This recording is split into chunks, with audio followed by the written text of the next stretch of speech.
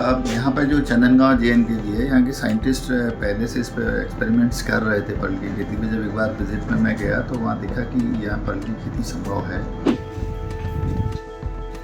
तो उन दीदियों को लखपति इस तरीके से बनाया जा सकता है कि जो शासकीय भूमि पर मनरेगा योजना या अन्य योजनाओं से तालाब वगैरह बने हैं जहाँ पानी के सोर्सेज हैं, तो उनका सदुपयोग करके मोती की खेती करी जाए। इन मोती की खेती में एक विशेषता ये है कि ये सारे के सारे डिज़ाइनर हैं।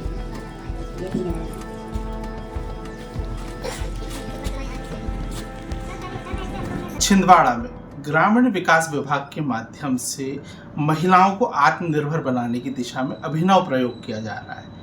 मोती यानी पर्ल की खेती करके जो स्वसहायता समूह लखपति दीदी विभिन्न माध्यमों से बनाई जाती हैं, अब पर्ल की खेती के माध्यम से लखपति बनाने की दिशा में जिला प्रशासन बढ़ा है। पर्ल की खेती छिंदवाड़ा में स्पेशली की जा रही है। हमारे साथ कलेक्टर छिंदवाड़ा हैं। हम कलेक्टर साहब से जानना चाहेंगे, समझेंगे कि पर्ल की खेती आखिर हो कैसे रही है और महिलाओं को कैसे आत्मनिर्भर बनाया जा रहा है। आदित्य कलेक्टर साहब, आपका IS24 न्यूज़ चैनल में स्वागत है। थैंक यू सर, पर्ल की खेती को लेकर आपने एक अभिनव प्रयोग शुरू किया है। स्वसहायता समूह की जो दीदियां हैं उनको पर्ल की खेती से जोड़ रहे हैं, क्या है इसमें? अब यहाँ पर जो चंदनगांव JNKV है, यहाँ के साइंटिस्ट पहले से इस पर एक्सपेरिमेंट्स कर रहे थे पर्ल की खेती पे। जब एक बार विजिट में मैं गया तो वहाँ देखा कि यहाँ पर्ल की खेती संभव है। अगर संभव है तो क्यों ना एक इनोवेटिव आइडिया के साथ में हम लोग स्वसहायता समूह की जो दीदियाँ हैं उनको पर्ल या मोती की खेती कराई जाए। उसके लिए फिर हम लोगों ने सोचा गया कि इसके लिए रिसोर्सेज क्या क्या चाहिए। तो तालाब चाहिए, मोती चाहिए, सीड्स चाहिए। तो वो ऑलरेडी इनको पता था कि सीड्स वगैरह राजस्थान से या कहीं से यहाँ से ले सकते हैं। इन्होंने यहाँ से मंगाए थे। तालाब हमारे पास मनरेगा योजना के तहत बहुत सारे बनाए गए थे, अमृत सरोवर वगैरह। तो उसको देख करके साइंटिस्ट के साथ जब स्वसहायता समूह की दीदियों को विजिट कराया गया तो उन्होंने पालाचौरी जो ग्राम पंचायत जामई विकासखंड में है उसमें कुछ तालाब सेलेक्ट किए।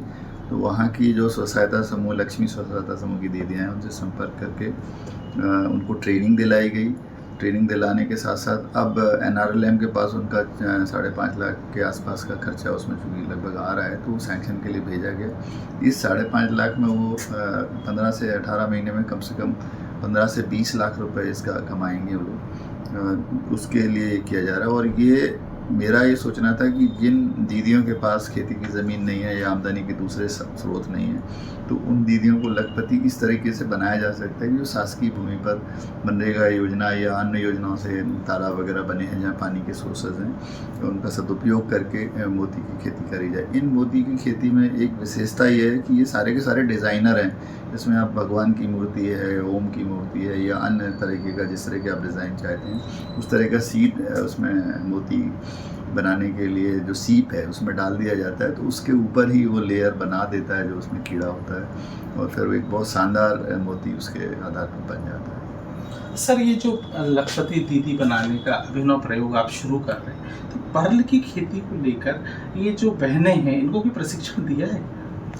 निश्चित तौर पर जो ये स्वसहायता समूह की दीदियां हैं इनको सभी को JNKV में इनको प्रशिक्षण दिया गया है। अभी JNKV में सीड्स डाले जा रहे हैं, तो उनमें सीड्स कैसे डाले जाते हैं, सीड को कैसे केयर की जाती है, उसकी ट्रेनिंग दी गई है पूरी तरीके से। वो अब जो स्वसहायता समूह की दीदियां हैं उसमें सीड जिसमें भी मोती बनना है वो डालना सीख गई हैं उन्होंने। मैंने अभी देखा था जिसमें हमारे संभागीय कमिश्नर सर भी आए थे, मैं भी था वहाँ पर। तो उस दिन उन्होंने उन दीदियों ने ये काम खुद ही किया हुआ है। तो बहुत स्किल्ड हो चुकी हैं, साथ ही वो बहुत उत्साहित भी हैं कि एक नए तरह की चीज़ कर रहे हैं और उनका आमदनी काफ़ी ज़्यादा होने वाली है।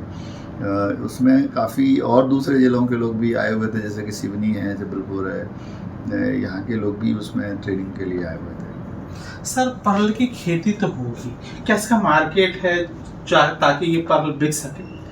बिल्कुल, इनके मार्केट की ये प्रॉब्लम बिल्कुल नहीं है। जहाँ से हम ये सीड मंगा रहे हैं या सीड्स जिसको बोलते हैं मंगा रहे हैं, वो खुद ही बायबैक करने के लिए तैयार हैं, क्योंकि ये सीड्स जो आता है हमारा 50 रुपये पर पीस होता है और एक पीस में हम लोग 2 सीड डालते हैं। जब हमारा सेल होता है तो उसकी क्वालिटी पर निर्भर करता है कि वो कितने का सेल हो सकता है। वो 1500 से लेकर के 1000 लाखों तक भी हो सकता है अगर क्वालिटी बेहतर है।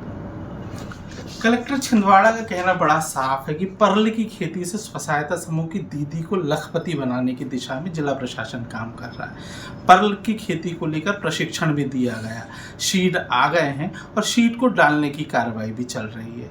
देखना होगा कि आगामी 15 से 18 महीने में क्या दीदियां लखपति बनेगी। अजय द्विवेदी, IBS 24, छिंदवाड़ा।